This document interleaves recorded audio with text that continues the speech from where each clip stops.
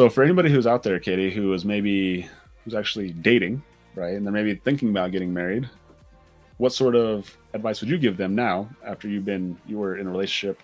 You were married before, and then you were with me for 4 years before we got married, and now we've been married for 4 years. So tell me, what sort of insight, what sort of wisdom would you give that young woman? Let's go woman out there, right? Yeah. Well, I think the biggest thing is to sit down and like, if you're an analytical person, just write down pros and cons. Like, what are the pros? What are the cons? If you're committed, like, what is stopping you? Why have you not already pulled the trigger?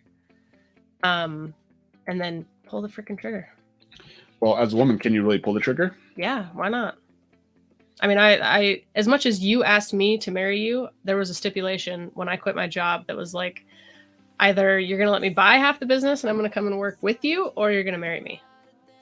So like, yes, you still asked me to marry you, but yeah, you forced the hand, you forced the commitment. Yeah. Right. So you took control of the situation and you basically put the pressure on. You forced a commitment. I did. So maybe in our culture, as being a woman, it's not culturally acceptable for a woman to say, "Will you marry me?" It is culturally acceptable for you to put pressure on someone to make them make a damn decision whether they want to be with you or not. Either we're gonna do this or we're not. Make up your mind. You're in or out right now. Let's go. Yeah. I don't got time to waste. So one of my favorite examples that I love about marriage, Chris used that at an event 2 weeks ago that we were at, and we used this on one of our daily our daily huddles yesterday. And we talked about this idea of commitment, right? And so, Katie, when I got down on my knee and I looked at you in the eye with my little rubber band ring, my rubber band ring that I made from Kobe's toy box, and I said, Katie, I'm about 75% committed that I want to spend the rest of my life with you. What did you say to me? Get out. Go. And like that is what dating is. Like dating is being at 75% or maybe 80%. It could even be at 90 or 95%. It could be 99. It could be 99%. But if someone gets down on their knee, you as an unmarried woman, and says, you know what? I want to give you 99% of my heart and soul. What are you going to say to that person? Bye. Get the frick out of here, dude. Right? And so that's really what being married versus being dating is it's commitment. It's 100% commitment. It's like, dude, like this is for real. Like it is 100% commitment. And it is 100% commitment to everything that you know about the person, as well as everything that you don't know about the person. And there's a lot that you're going to not know, but it's committing to that. And it's learning about that, and it's loving that unconditionally. So describe that. So when you say you're not only are you marrying a person for what you do know, you're also marrying them for the things you don't know. Yeah. The things that you're going to find out about them in the future. Yes. The things that maybe that have happened in the past that you don't know about. Yeah. Or even the person that they're going to become in the future who either of you don't know about. Yeah. Interesting. Yeah. Interesting. So that's a very interesting concept, right? So as people grow and they change, sometimes, let's use this as an example. Have you ever been around someone who you used to hang out with, maybe back in middle school, high school, maybe even college, and they've said, Katie, like, dude, like, you're not like you used to be. Like, remember the good old times, how we used to be? Mm-hmm. How does it make you feel? Well, I don't know. Part of me feels really, really good, and then part of me is like, what do you mean? Yeah. I'm still me. Yeah.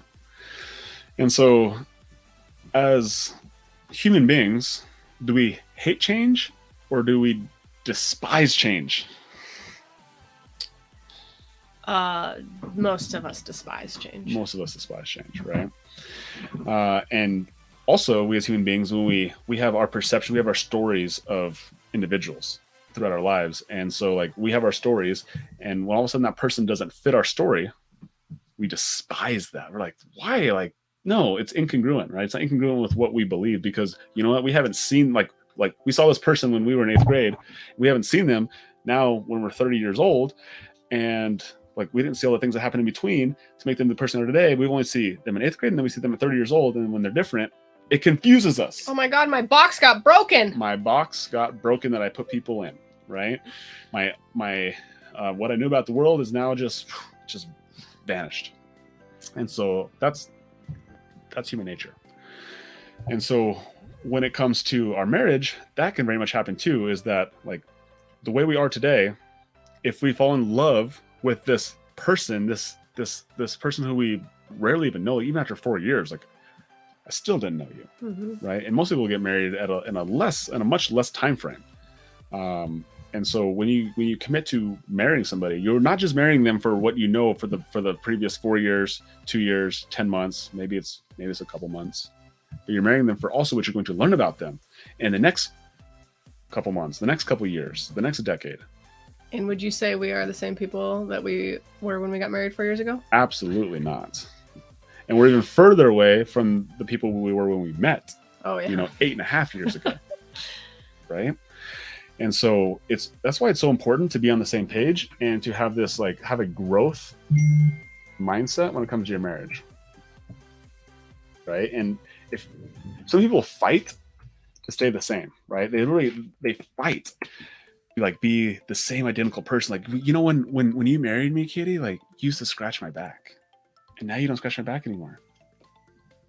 Right? And so if I were to hold on to this Katie who was wooing me and who was 25 years old, I would be heavily disappointed in the person who's sitting in front of me today. Right? Because she's not that person. She's far freaking better than that person. Right? I get more value from her than from her just scratching my back. She's more than a back scratcher to me at this time in my life. Thank you. Right. And so, but so many times we get so enamored with the story that we think of somebody when we first meet them, and or the way that things have been. And in all fairness, you did this with me for a slight period of time too. It's you used to pick me up when we go to the dentist's office. When I used to work at the dentist's office, we used to go to lunch together, right? Yeah. And you're right. I used to do that when I used to have time. I shouldn't say that because I can always make time, right? But right now, is it in our best use of what we want for our goals? We have goals. You guys can't see them, but they're right here over on our other screen here of what we want in life. And does it make sense for me to pick you up and take you to lunch? No, it doesn't. It doesn't get us closer to our goals. No. Right? Now, do we sometimes do things like that occasionally or randomly? Yeah, absolutely. Yes. Yeah. Do we specific dates to do those type of things? But but if you were to keep me in this box of Logan used to pick me up and used to take me to lunch and used to just send me these cute little texts all the time. You still honor me. It's just in different ways today than it was when we first started. Exactly. Mm-hmm. And that's the mindset though that you look for, right? Because ultimately it's a perception. Because you could look at it from the standpoint of you could focus on all the things I used to do and the person I used to be because you have this idea of who I was. Or you can do what you do actually now. It's you can focus on who I am now and the things I do now and really appreciate me and love me for doing those things. Yes. This is a great point because there's a lot of things in life that you have preferences, right? So all of us have preferences. And when somebody doesn't know your preferences or their preferences are not your preferences, it can cause some frustration. And you have to understand that your preferences are your preferences and they're nobody else's preferences.